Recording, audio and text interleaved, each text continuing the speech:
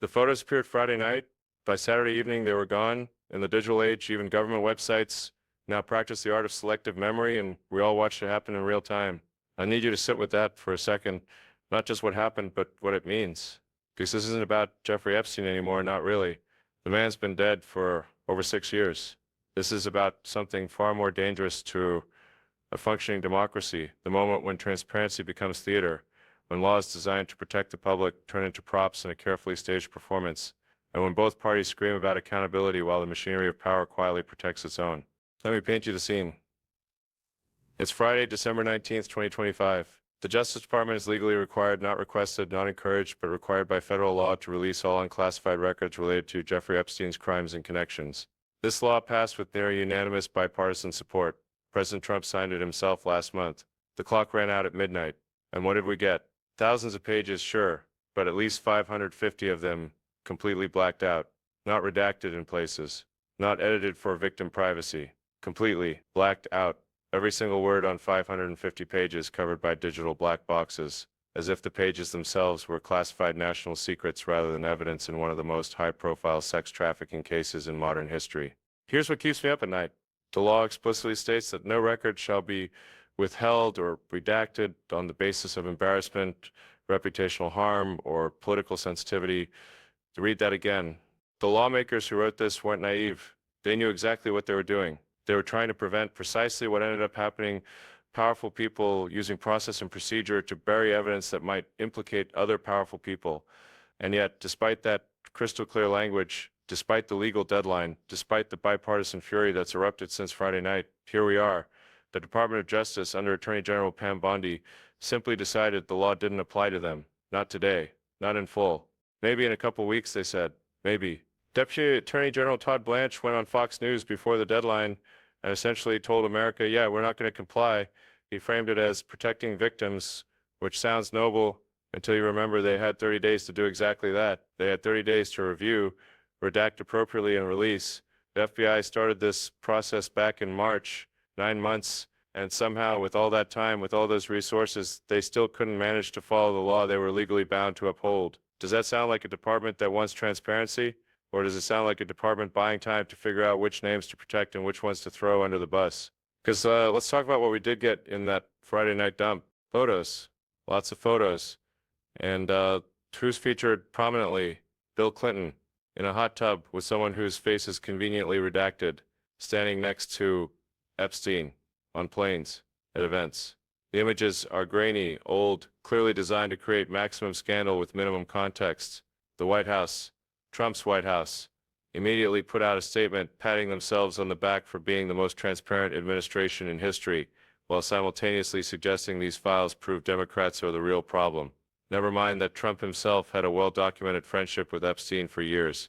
Never mind that Trump's own chief of staff told Vanity Fair that the president appears in these files. Never mind any of that, because on Friday night when the documents dropped, Trump's name was virtually invisible. A few passing mentions. No photos. Nothing substantive. Meanwhile, Clinton is everywhere. You see the game, right? This isn't transparency. This is selective disclosure as a political weapon. It's using government power to shield allies while exposing enemies, all under the banner of following the law and protecting victims. And the most chilling part, it's working. Because we're all sitting here arguing about whether Clinton's hot tub photo from 20 years ago matters more than Trump's documented partying with Epstein in the 1990s and 2000s, while the actual names of men who allegedly participated in trafficking crimes remain safely hidden behind black redaction boxes. Let me steelman the other side for a moment, because it's important. The DOJ says they need more time to protect victim identities. That's legitimate. Nobody wants survivors re-traumatized by having their names plastered across the internet. The law allows for victim protection. It should. But here's the thing. Victim protection doesn't explain 255 consecutive pages of complete redaction. It doesn't explain a 119-page grand jury transcript that's entirely blacked out. A transcript that, according to lawmakers who've been briefed, contains names of at least 20 men accused of sex crimes in FBI possession. It doesn't explain why some redactions are inconsistent, with the same information blacked out in one document but visible in another. And it definitely doesn't explain why 15 photos that were live on the Justice Department website Friday night had vanished by Saturday evening. Those deleted photos included something particularly interesting. A picture of a table with framed photos and in an open drawer below, two images of Donald Trump, one showing him surrounded by women in bathing suits, another partially visible that appears to be the famous photo of Trump, Melania, Ghislaine Maxwell, and Epstein together. Why were those photos up on Friday and gone by Saturday? What changed in those 24 hours? Did victim privacy suddenly become more important? Or did someone at DOJ realize they'd accidentally let something slip that wasn't supposed to see daylight? I want to be very clear about what I'm claiming here and what I'm not. I'm not saying Trump committed crimes. I'm not saying anyone specific did, because the evidence to support such claims literally remains hidden behind government redactions. That's the point. We don't know. We can't know, because the very institutions charged with showing us the truth have decided that we, the public, can't be trusted with it. What I am saying is this: when transparency is applied selectively, when laws are followed partially, when evidence appears and disappears from official websites in real time, the message is unmistakable. There is one set of rules for the politically connected and another set for everyone else. Representative Rokana, a California Democrat, and Representative Thomas Massey, a Kentucky Republican, the two lawmakers who co-sponsored the Epstein Files Transparency Act, are livid, and they should be. They're threatening impeachment proceedings against DOJ officials. They're talking about inherent contempt. They're exploring every legal option to force compliance. This is bipartisan fury, which in 2025 is about as rare as finding an honest press release from any politician. When you've got Democrats and Republicans united in outrage, you know something has gone seriously wrong. Massey put out a 14-minute video before the deadline explaining how the public would be able to tell if DOJ was hiding something. He said survivors' lawyers had confirmed at least 20 names of men accused of sex crimes in FBI files. On Friday, when the documents dropped, how many such names appeared? 0, not one. Think about what that means. Not for Epstein, he's dead, but for every other person who used his network, who benefited from his connections, who may have participated in his crimes, they're being protected right now. Today, by the very government that claims to seek justice for his victims. How do you square that circle? How do you look survivors in the eye and say, we're on your side, while simultaneously bearing evidence that could bring their abusers to account? Here's where it gets even darker. The law gives the Justice Department 30 days to release the files, but it includes no enforcement mechanism. There's no penalty for non-compliance. There's no automatic trigger that forces release if the deadline is missed. It's a law with no teeth, and now we know it. Every future administration, every future attorney general will look at this moment and understand transparency laws are suggestions. You can ignore them, blame it on process, claim you're protecting victims or national security, and face zero consequences. Maybe Congress holds some hearings. Maybe they threaten impeachment. But by the time any of that happens, the news cycle has moved on, public attention has shifted, and the files stay buried forever.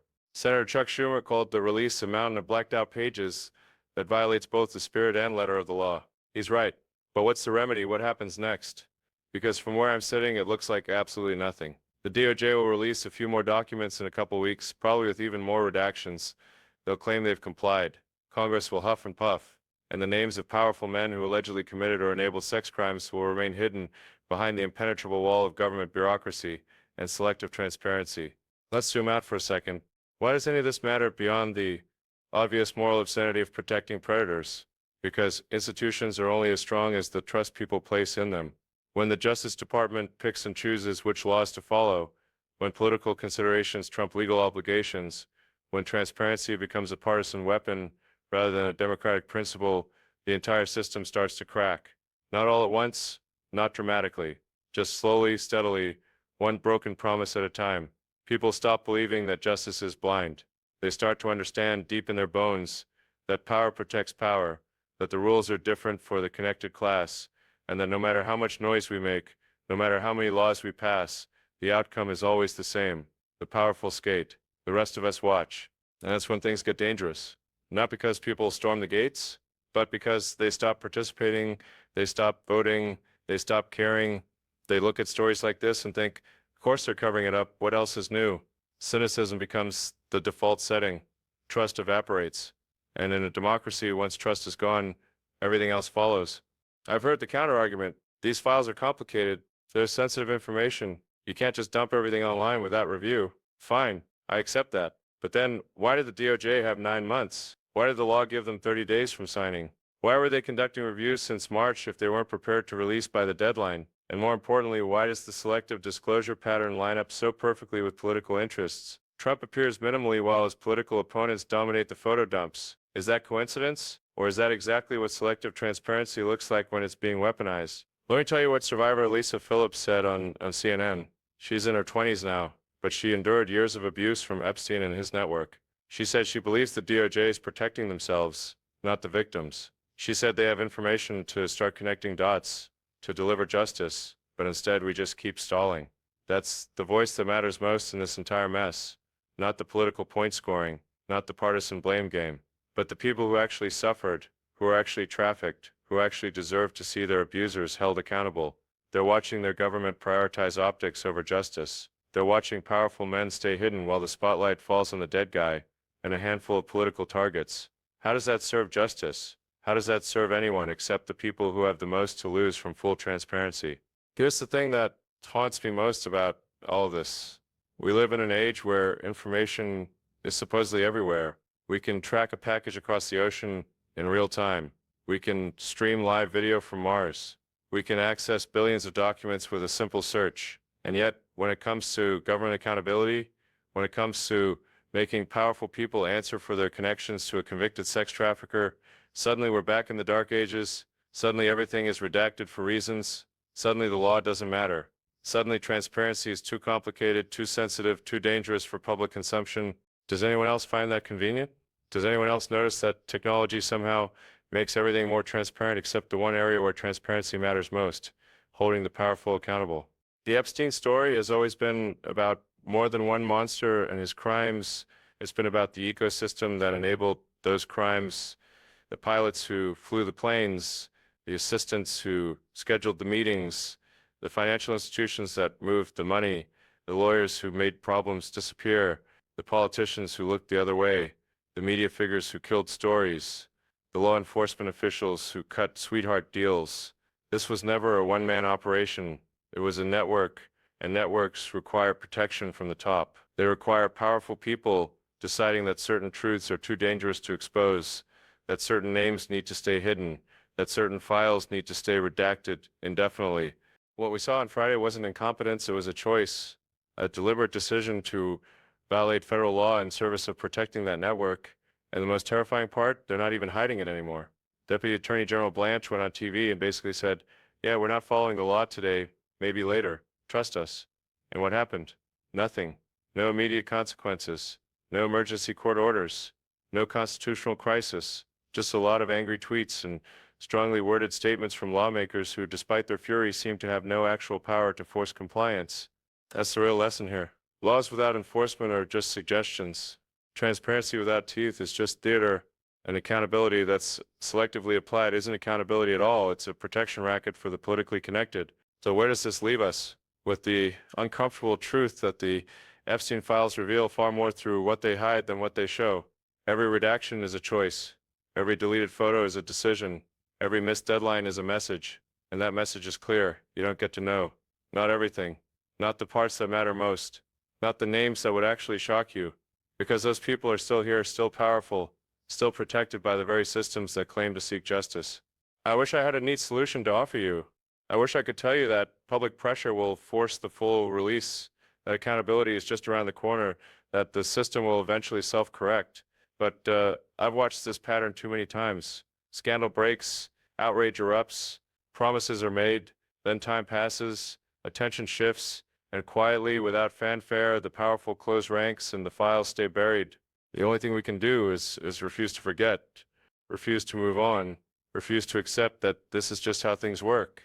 Because the moment we normalize selective transparency, the moment we shrug and say, what do we expect? We've handed victory to everyone who benefits from keeping us in the dark. And there are a lot of them, more than we probably want to admit, more than will ever appear in any file dump, no matter how complete the DOJ eventually claims it to be. The photos appeared Friday night. By Saturday evening, they were gone. That's not a glitch.